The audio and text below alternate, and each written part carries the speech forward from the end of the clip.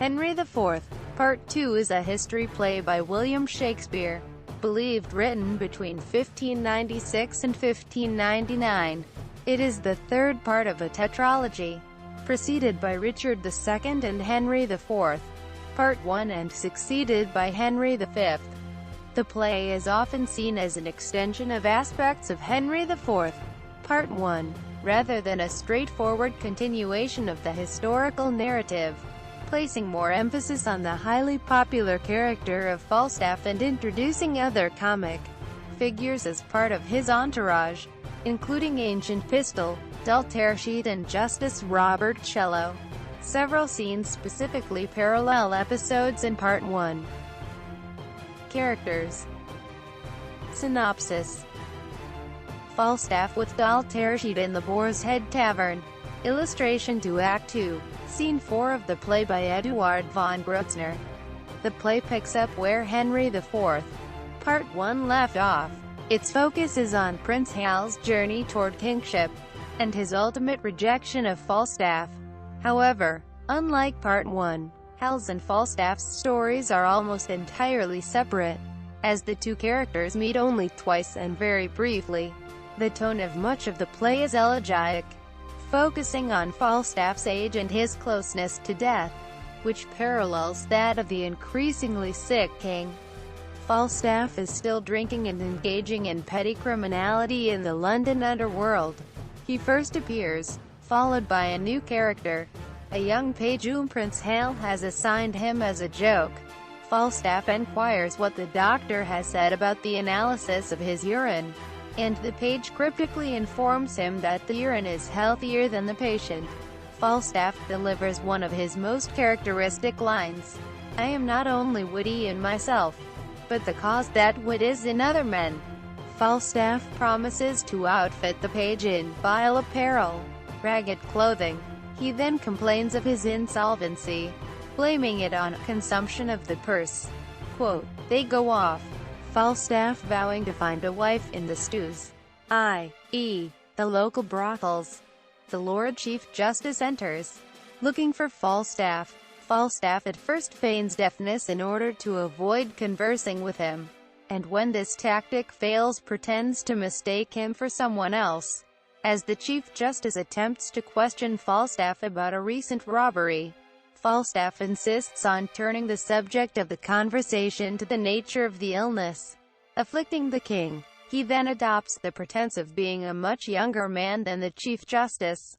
"You that are old consider not the capacities of us that are young." Finally, he asks the Chief Justice for £1,000 to help outfit a military expedition, but is denied. He has a relationship with dull Tearsheet, a prostitute, who gets into a fight with Ancient Pistol, Falstaff's ensign.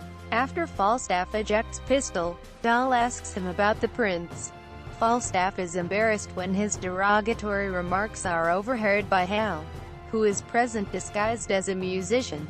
Falstaff tries to talk his way out of it, but Hal is unconvinced. When news of a second rebellion arrives, Falstaff joins the army again, and goes to the country to raise forces. There he encounters an old-school friend, Justice Cello, and they reminisce about their youthful follies. Cello brings forward potential recruits for the Loyalist army: Mouldy, Bullcalf, Feeble, Shadow and Wart, a motley collection of rustic yokels. Falstaff and his cronies accept bribes from two of them, Mouldy and Bullcalf, not to be conscripted. In the other storyline, Hal remains an acquaintance of London lowlife and seems unsuited to kingship. His father, King Henry IV, is again disappointed in the young prince because of that. Despite reassurances from the court, another rebellion is launched against Henry IV, but this time it is defeated, not by a battle, but by the duplicitous political machinations of Hal's brother, Prince John. King Henry then sickens and appears to die. Hal, seeing this, believes he is king and exits with the crown. King Henry, awakening, is devastated, thinking Hal cares only about becoming king. Hal convinces him otherwise and the old king subsequently dies contentedly. The two storylines meet in the final scene, in which Falstaff, having learned from Pistol that Hal is now king, travels to London in expectation of great rewards. But Hal rejects him, saying that he has now changed, and can no longer associate with such people. The London lowlifes, expecting a paradise of thieves under Hal's governance, are instead purged and imprisoned by the authorities. Epilogue. At the end of the play, an epilogue thanks the audience and promises that the story will continue in a forthcoming play, with Sir John in it, and make you merry with fair Catherine of France, where, for all I know, Falstaff shall die of a sweat. In fact, Falstaff does not appear on stage in the subsequent play, Henry V, although his death is referred to. The Merry Wives of Windsor does have Sir John in it, but cannot be the play referred to, since the passage clearly describes the forthcoming story of Henry V and his wooing of Catherine of France. Falstaff does die of a sweat in Henry V, but in London at the beginning of the play. His death is off-stage, described by another character, and he never appears. His role as a cowardly soldier looking out for himself is taken by Ancient Pistol, his braggart sidekick in Henry IV. Part 2 in Merry Wives.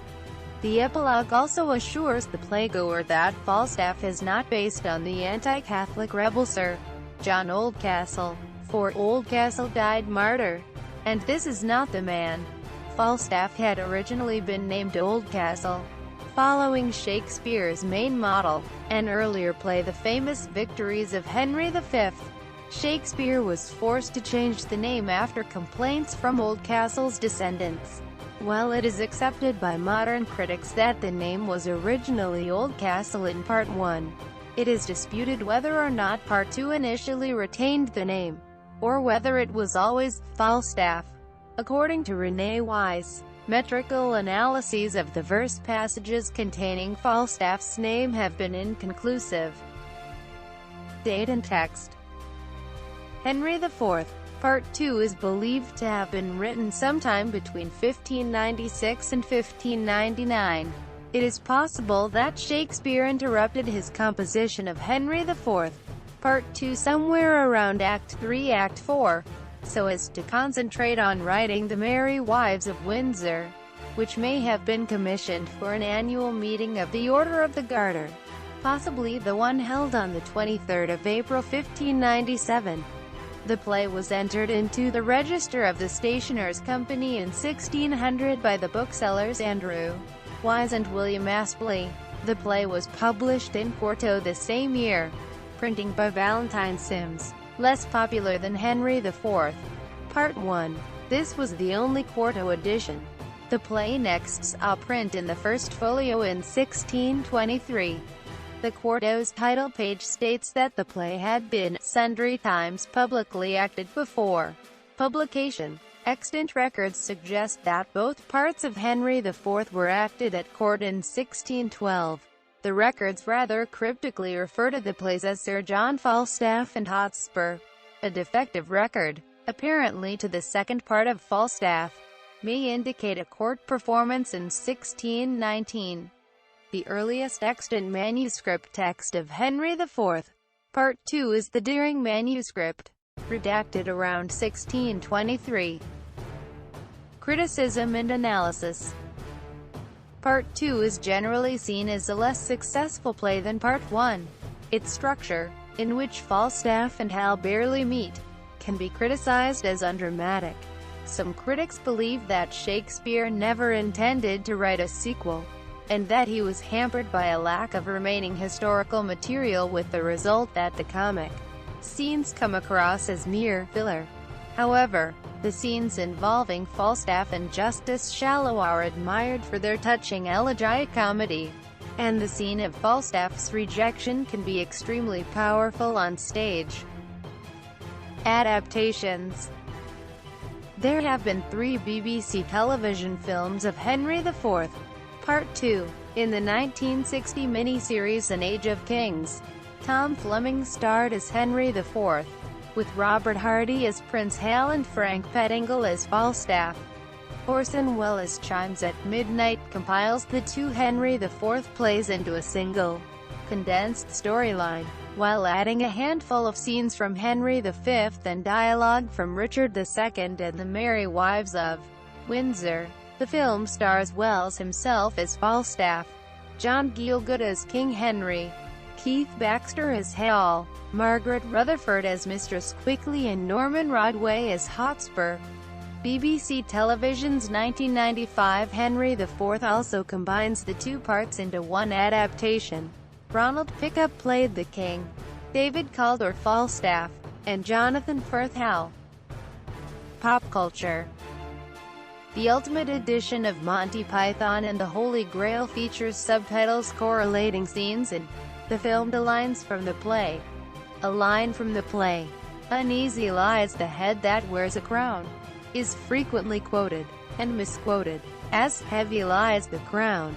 Quote, "It appears in the opening frame of the movie The Queen."